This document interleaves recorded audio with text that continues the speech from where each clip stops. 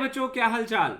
तो इस सेशन में मैं आपको बताने वाला हूं 50 ऐसे इंपॉर्टेंट टॉपिक्स जिनको अगर आप करके चले जाएंगे तो 140 मार्क्स आपके पक्का हो जाएंगे नीट 2023 एग्जामिनेशन के अंदर। तो इनका रिवीजन बहुत अच्छे से करके जाइएगा, इनको आप बार बार पढ़ के जाइएगा। और अगर कोई भी टॉपिक आपका वीक है बच्चों, तो उसका वीडियो देख के, रिकॉर्डिंग देख के, उसके क्वेश्चन सॉल्व करके उस टॉपिक को बहुत स्ट्रॉन्ग कर लीजिएगा, क्योंकि ये टॉपिक्स आप छोड़ नहीं सकते हैं। इन टॉपिक्स से पक्का क्वेश्चन आएंगे और ये 50 टॉपिक्स आपको 140 मार्क्स दिला सकते हैं। आइए देखते हैं सबसे पहले क्या है। सबसे पहले बेटा सेमीकंडक्टर में PN junction diode, common emitter amplifier और लॉजिक गेट्स। डेफिनेटली यहां से क्वेश्चंस आते हैं, छोड़ के नहीं जा सकते आप, करना होगा आपको। 3 टॉपिक्स ये हो गए। उसके बाद बच्चों आता है binding energy, radio active decay, जहां पे हाफ लाइफ वगैरह का टॉपिक आ जाता है, alpha decay, beta decay, gamma decay आ जाता है, उसकी बात कर रहा हूं मैं। और बाइंडिंग एनर्जी से भी क्वेश्चन हर साल लगभग आता है। एटम्स में बात करेंगे तो एनर्जी, डिफरेंट डिफरेंट स्टेट की एनर्जी क्या होती है, लाइमन बामर सीरीज क्या होता है, कैसे कैसे उसमें ट्रांजिशन होता है, ये सब ठीक है। बोर्स मॉडल की बात कर रहा हूं मैं, वहां पे आपको बहुत अच्छे से रिवीजन करके जाना है। उसके बाद है बेटा आपका de Broglie wavelength, photo electric effect, diffraction हो गया वेव ऑप्टिक्स से, रिजॉल्विंग पावर हो गया YDSC यानी कि यंग्स डबल स्लिट एक्सपेरिमेंट हो गया वेव ऑप्टिक्स से, ठीक है।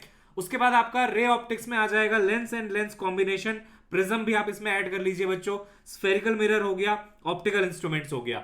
ऑप्टिकल इंस्ट्रूमेंट्स आसान होता है, फॉर्मूला बेस्ड होता है और आसानी से आप उससे मार्क्स उठा सकते हैं। ईएम वेव में इलेक्ट्रिक फील्ड मैग्नेटिक फील्ड के बीच का रिलेशन और डायरेक्शन कैसे निकाला जाता है वेव का, वो देख लीजिएगा। उसके बाद आते हैं ऑल्टरनेटिंग करंट, तो LCR circuit and resonance transformer, ठीक है।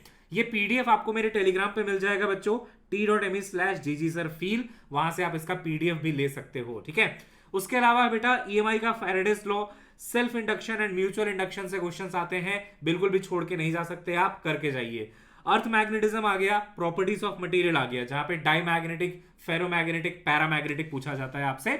मूविंग चार्जेस एंड मैग्नेटिज्म में magnetic field due to wire, solid wire, hollow wire, और force due to a charge. तो फोर्स ऑन चार्ज होता है QV×B। यहां पे बेटा सर्कुलर मोशन सबसे इंपॉर्टेंट है। सर्कुलर मोशन का आपको पता होगा, रेडियस दिया जाता है mv/qb से और टाइम पीरियड दिया जाता है 2πm/qb से। यहां से क्वेश्चंस बनते हैं। सर्कुलर मोशन उनका फेवरेट टॉपिक है, छोड़ के नहीं जा सकते आप, अच्छे से करके जाइए।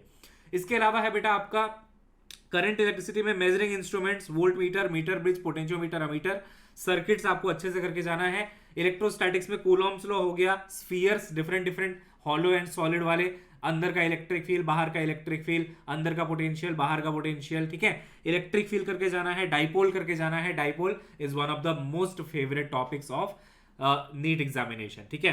बहुत सारे सवाल वहां से आते हैं। अब आ जाते हैं 11th ग्रेड में। तो 11th में आपका वेव्स है, open and closed organ pipes का केस, ठीक है। V/4L, V/2L, कितना फ्रीक्वेंसी होगा किस ट्यूब का। उसके अलावा रेजोनेंस आ गया बेटा।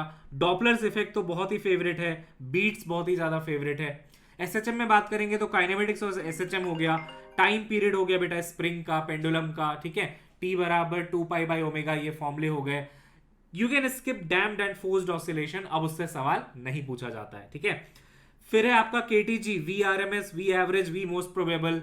इंटरनल एनर्जी हो गया बेटा, U = F/2 nRT, यहां से क्वेश्चंस आते हैं। थर्मोडायनेमिक्स में डिफरेंट प्रोसेसेस हो गए, constant pressure, constant volume, constant temperature यानी कि आइसोथर्मल, एडियाबैटिक और आपका पॉलीट्रॉपिक, ठीक है। कार्नोट इंजन हो गया, रेफ्रिजरेटर हो गया, इनसे सवाल आ जाएंगे आपके।